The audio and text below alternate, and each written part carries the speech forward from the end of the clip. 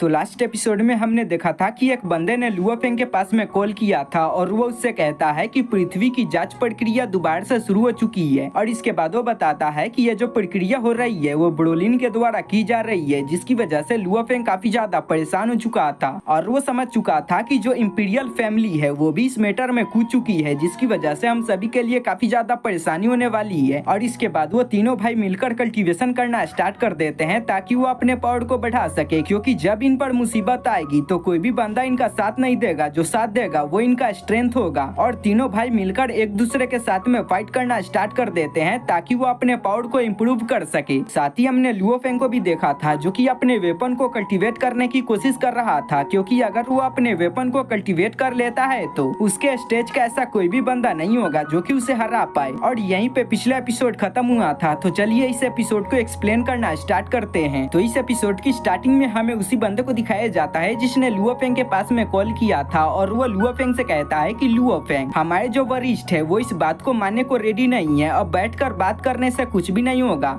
हमें कोई कदम उठाना होगा। जो सुनकर लुओफेंग काफी ज्यादा परेशान हो चुका था। तभी हमें बबाता को दिखाया जाता है जो कि लुओफेंग को बताती है कि मैंने ब्रोलिन के सारे जानकारी को निकाल लिया है, जिससे लुओफेंग काफी ज्यादा खुश हो चुका था। पर बबाता उसके सारे अरमानों पर पानी फेर देती है और बताती है कि मुझे उसके अंदर से ऐसा कोई भी जानकारी नहीं मिला है जिसका यूज करके हम अपने पृथ्वी की ओर से पेश कर सके। जो सुनकर लुओफेंग काफी ज्यादा परेशान हो चुका था और इसके बाद वो कहता है कि हम अपने स्पेसशिप का यूज करके उसके साथ में नेगोशिएशन करने की कोशिश करेंगे। अगर वो हमारी बात को मान जाती है तो हम काफी आसानी के साथ में अपने अर्थ को प्रोटेक्ट कर पाएंगे। जो सुनकर बबाता काफी ज्यादा गुस्सा हो चुकी थी और इसके बाद वो कहती है कि तुम ऐसा नहीं कर सकते हो, क्योंकि ये मैकेनिकल रेस द्वारा बनाया गया एक स्पेसशिप है जो कि ई ग्रेड के उच्चतम स्तर पर मौजूद है, जिसकी वजह से तुम इसका एक बातचीत के रूप में उपयोग नहीं कर सकते हो। अब इसकी वजह से बबाता उस पर काफी ज्यादा गुस्सा करना स्टार्ट कर देती है और इसके बाद वो कहती है कि तुम ऐसा नहीं कर सकते हो क्योंकि ये काफी ज्यादा महंगी है, हम इसको उनको नहीं दे सकते हैं। तभी हमें बेकालियो को दिखाया जाता है जो कि आगे बढ़ता है और इसके बाद वो कहता है कि मुझे लगता है कि जो नालांसान है उसने इस स्पेसशिप के बारे में ब्रोलिन को नहीं बताया होगा, क्योंकि मुझे पता है कि जो नालांसान है वो इस स्पेसशिप को पाना चाहता है और वो इसके बारे में किसी को भी नहीं बताना चाहता है, क्योंकि अगर वो इसके बारे में किसी को बता देता है तो काफी सारे फोर्सेस इसको पाने के लिए इसके पीछे लग जाएंगे। तो मुझे लगता है कि जो नालांसान है उसने पैसे का यूज करके ब्रोलिन को मनाया होगा। बेकालुओ के बात को सुनकर लुओफेंग काफी ज्यादा खुश हो चुका था और इसके बाद वो कहता है कि ये तो लेटेस्ट न्यूज है, अब मुझे लगता है कि मुझे उनके साथ में डील कर ही लेनी चाहिए। जहाँ पर हमें बबाता को दिखाया जाता है जो कि लुओफेंग पर गुस्सा करना स्टार्ट कर देती है और इसके बाद वो कहती है कि अगर ब्रोलिन मान भी जाती है तो इस सौदे के लिए इसका मूल्य काफी ज्यादा है। जहाँ पर हमें बेकालुओ को दिखाया जाता है और वो भी कहता है कि बबाता बिल्कुल सही बोल रही है। तभी हमें एल्डर वू को दिखाया जाता है जो कि वहाँ पर आ चुके थे और इसके बाद वो लुओफेंग से कहते हैं कि लुओफेंग, भले ही तुम इनके साथ में सौदेबाजी कर लोगे पर ये जो सौदा होगा वो शॉर्ट टाइम के लिए होगा, जिसकी वजह से ये ज्यादा दिनों तक नहीं चलेगा और जब बड़ा खतरा आएगा तो तुम्हारे पास में सौदा करने के लिए कुछ भी नहीं होगा। जहाँ पर हमें लुओफेंग को दिखाया जाता है जो कि खड़ा हो चुका था और इसके बाद वो कहता है कि मैं जानता हूँ इसका जो मूल्य है वो काफी ज्यादा है, जिसकी वजह से मैं इसको बेट पर नहीं लगा सकता हूँ। और इसके बाद वो कहता है कि जो नालांसान था उसने इस स्पेसशिप के बारे में ब्रोलिन को नहीं बताया है, तो मैं इसके बारे में बताकर उन दोनों के बीच में फूट डलवाना चाहता हूँ ताकि हमको समय मिल सके, जिस पर वो सभी मान चुके थे। तो अगले सीन में हमें उसके ग्रैंडफादर को दिखाया जाता है जो कि एक जगह पर खड़े थे। तभी हमें ब्रोलिन को दिखाया जाता है जो कि वहाँ पर आ जाती है, जहाँ पर हमें उसके ग्रैंडफादर को दिखाया जाता है जिनके पास में एक ईमेल आती है और इसके बाद वो ब्रोलिन को बताते हैं कि जो लुओफेंग है वो हमारे साथ में सौदेबाजी करना चाहता है। उसने हमें एक ई ग्रेड के स्पेसशिप के बारे में बताया है जिसके बारे में हमें नालांसान ने नहीं बताया था। और इसके बाद वो कहने लगते हैं कि लगता है कि जो नालांसान है वो हमारे साथ में गद्दारी करने की कोशिश कर रहा था और वो इसकी वजह से काफी ज्यादा परेशान हो रहे थे। और इसके बाद वो कहते हैं कि आखिर हमें क्या करना चाहिए। जहाँ पर हमें ब्रोलिन को दिखाया जाता है जो कि आगे बढ़ती है और इसके बाद वो कहती है कि वेल हमने पहले से ही नालांसान के साथ में कॉन्ट्रैक्ट को साइन कर लिया है, पर लुओफेंग हमें यहाँ पर जो ऑफर कर रहा है वो काफी ज्यादा अच्छा है, जिसकी वजह से हमें लुओफेंग के बात को मान लेना चाहिए। भले ही हमारा लुओफेंग के साथ में सारा स्कोर सेटल नहीं हुआ है पर हमको तो पता ही है कि जो स्पेसशिप है इसकी कीमत काफी ज्यादा है, जिसकी वजह से हम इस डील को मना नहीं कर सकते हैं। और इसके बाद वो कहते हैं कि हमें इसके बात को मान लेना चाहिए। और इसके बाद वो कहती है कि रही पृथ्वी की बात तो हम आगे चलकर उसको भी बेच देंगे। और इसके बाद वो लुओफेंग के पास में मैसेज को भेज देते हैं, जहाँ पर हमें लुओफेंग को दिखाया जाता है जो कि इस मैसेज के बारे में उन सभी को बताता है। और इसके बाद वो कहता है कि उसने हमारे पास में मैसेज भेजा है कि हमें जल्दी से स्पेसशिप को उनके पास में पोर्ट कर देना होगा, और अगर हम ऐसा नहीं करते हैं तो वो हमारी मदद नहीं करेंगे, जिसकी वजह से बबाता गुस्सा करना स्टार्ट कर देती है। और इसके बाद वो कहती है कि वो तो हम पर हुक्म चला रहे हैं, मुझे लगता है कि जब हम उनको स्पेसशिप दे देंगे तो वो हमारी मदद नहीं करेंगे। और हमें बबाता को दिखाया जाता है जो कि काफी ज्यादा गुस्सा कर रही होती है। और इसके बाद वो कहती है कि मुझे अपने आप को शांत कराना होगा, और इसके बाद वो अपने आप को शांत कराना स्टार्ट कर देती है। तभी हमें लुओ फेंग को दिखाया जाता है जो कि खड़ा हो चुका था। और इसके बाद वो कहता है कि तुम्हें परेशान होने की कोई भी जरूरत नहीं है, भले ही मैंने उनसे वादा किया है कि मैं उनको अंतरिक्ष यान दूंगा, पर मैं ऐसा नहीं करने वाला हूँ। बस मैं इस मसले को 2 साल तक खींचना चाहता हूँ ताकि जल्दी से जल्दी वो कंपटीशन आ जाए, क्योंकि अगर ऐसा हो जाता है तो हम काफी आसानी के साथ में इन सभी चीजों को हैंडल कर सकते हैं। तभी हमें एल्डर वू को दिखाया जाता है जो कि आगे बढ़ते हैं। और इसके बाद वो लुओ फेंग से कहते हैं कि लुओ फेंग, तुम्हें परेशान होने की कोई भी जरूरत नहीं है। आधिकारिक तौर पर तुम अभी भी पृथ्वी के लॉर्ड हो, जिसकी वजह से जो ब्रोलीन है वो कानून का यूज करके तुम पर ज्यादा दबाव नहीं बना सकती है। जहाँ पर हमें बबाता को दिखाया जाता है जो कि कहती है कि हाँ मैं भी इसके बारे में बताने वाली थी, तुमने मुझसे पहले बता दिया। तभी हमें अटूका को दिखाया जाता है जो कि वहाँ पर एक कैमरे को लेकर आती है, जहाँ पर हमें एल्डर वू को दिखाया जाता है जो कि कैमरे को अपने हाथ में पकड़ लेता है। और हमें बबाता को दिखाया जाता है जो कि एक रेस के बंदी के अंदर कन्वर्ट हो जाती है। और इसके बाद वो कहती है कि लो, मैं यहाँ पर एक ड्रामा करने वाली हूँ जिसकी वजह से तुम्हें काफी ज्यादा सपोर्ट मिलेगा। और इसके बाद वो वहाँ पर एक मीडिया पेज को चलाना स्टार्ट कर देती है, जिसमें वो काफी सारे खबर के बारे में बताना स्टार्ट कर देती है। और इसके बाद वो बताती है कि जो नलानसन फैमिली है वो पृथ्वी को हथियाना चाहती है, जिसमें जो इंपीरियल फैमिली है वो भी उनका साथ दे रही है। और वो काफी सारे बातों के बारे में बताना स्टार्ट कर देती है। और इसके बाद वो कहती है कि जो इंपीरियल फैमिली के ब्रोलीन है वो लुओ फेंग को टारगेट कर रही है। और इसके बाद वो कहना स्टार्ट कर देती है कि अब गरीब बंदों का भी जीना काफी ज्यादा दुश्वार हो चुका है, क्योंकि वो अपने पावर का यूज करके गरीब बंदों को काफी ज्यादा ह्यूमिलेट कर रहे हैं। और इसके बाद वो ये भी बताती है कि जो नलानसन था उसने पृथ्वी पर अटैक भी करवाया था, जहाँ पर हमें लुओ फेंग को दिखाया जाता है जो कि काफी ज्यादा गुस्सा हो चुका था। और इसके बाद वो सारे फुटेज को वहाँ पर प्ले करना स्टार्ट कर देता है जहाँ पर नलानसन ने पृथ्वी पर अटैक करवाया था। साथ ही हमें ब्रोलीन को भी दिखाया जाता है जो कि इन सभी चीजों को देख रही होती है। वहीं पर हमें ऑडियंस को दिखाया जाता है जो कि इन सभी चीजों को देखकर काफी ज्यादा गुस्सा करना स्टार्ट कर देते हैं। और इसके बाद वो कहते हैं कि जो इंपीरियल फैमिली है साथ ही साथ जो नलानसन है वो एक नंबर के कमीने हैं, वो कमजोर बंदों को दबा रहे हैं। अब इन सभी चीजों को देखकर लुओ फेंग काफी ज्यादा हैरान हो चुका था। और इसके बाद वो कहता है कि ये तो काफी ज्यादा अच्छा था। जहाँ पर हमें बबाता को दिखाया जाता है जो कि आगे बढ़ती है। और इसके बाद वो कहती है कि मैंने ऐसा करके उनको थोड़ा सा डिले कर दिया है, और जब भी यहाँ पर कोई भी डिसीजन होगा तो जो ऑडियंस होंगे वो तुम्हारे पक्ष में होंगे, जिसकी वजह से तुम्हें काफी ज्यादा फायदा होने वाला है। जहाँ पर हमें लुओ फेंग को दिखाया जाता है जो कि कहता है कि हमारे पास में काफी ज्यादा कम टाइम है, और मुझे लगता है कि ब्रोलीन को इसके बारे में पता चल जाएगा, क्योंकि 2 साल का जो समय होता है वो काफी ज्यादा होता है। जहाँ पर हमें बबाता को दिखाया जाता है जो कि बताती है कि जो 2 साल का समय है वो अर्थ के अकॉर्डिंग है, और जो ब्लैक ड्रैगन का माउंटेन का समय है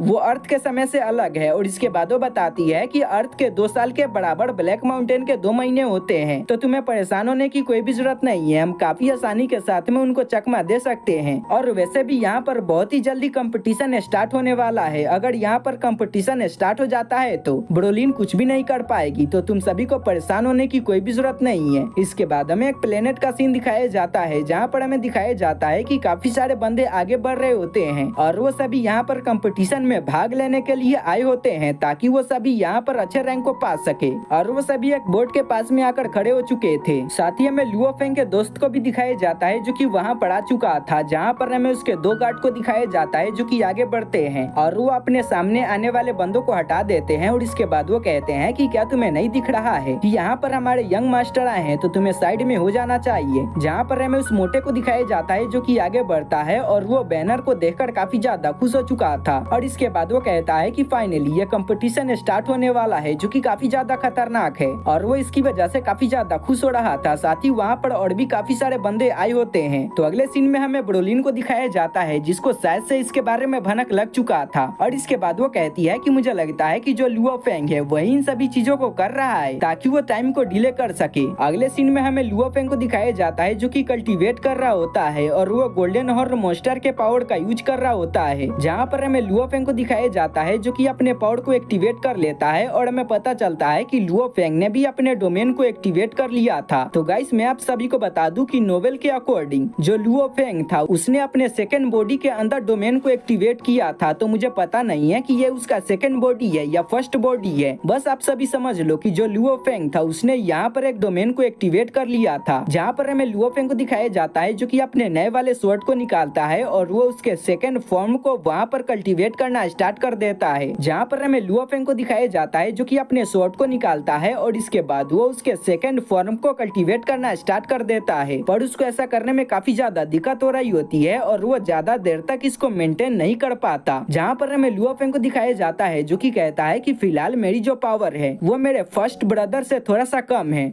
और जो गोल्डन हॉर्न मोस्टर है वो यूनिवर्स लेवल के अपने काफी सारे लेवल को ब्रेक कर चुका है, जिसकी वजह से मेरी पावर काफी ज्यादा बढ़ चुकी है। तभी बबाता वहाँ पर आ जाती है और इसके बाद वो लुओ फेंग को ज्ञान देना स्टार्ट कर देती है और इसके बाद वो कहती है कि अगर तुम्हें अपने डोमेन को कल्टीवेट करना है तो तुम्हें अंतरिक्ष के पावर के बारे में समझना होगा। अगर तुम अंतरिक्ष के पावर के बारे में समझ जाते हो तो तुम काफी आसानी के साथ में अपने डोमेन का यूज कर पाओगे। और वो डोमेन से रिलेटेड और भी काफी सारे बातों के बारे में उसे बताती है। साथ ही वो ये भी बताती है कि अभी के टाइम में तुम्हारी पावर काफी ज्यादा कम है, जिसकी वजह से तुम इस स्वॉर्ड के अगले लेवल को कल्टीवेट नहीं कर पा रहे हो, पर बहुत ही जल्दी तुम इस स्वॉर्ड के अगले लेवल को कल्टीवेट करना सीख जाओगे। तभी लुओ फेंग के पास में नोटिफिकेशन आती है और उसे पता चलता है कि बहुत ही जल्दी कंपटीशन स्टार्ट होने वाली है, जिसकी वजह से लुओ फेंग काफी ज्यादा खुश हो चुका था और इसी के साथ में ये पार्ट यही पे खत्म हो जाता है। तो गाइस बहुत ही जल्दी नेक्स्ट पार्ट अपलोड हो जाएगा, तो आप सभी इस पर अच्छा सपोर्ट दिखाओ। तो चलिए मिलते हैं नेक्स्ट पार्ट के साथ में।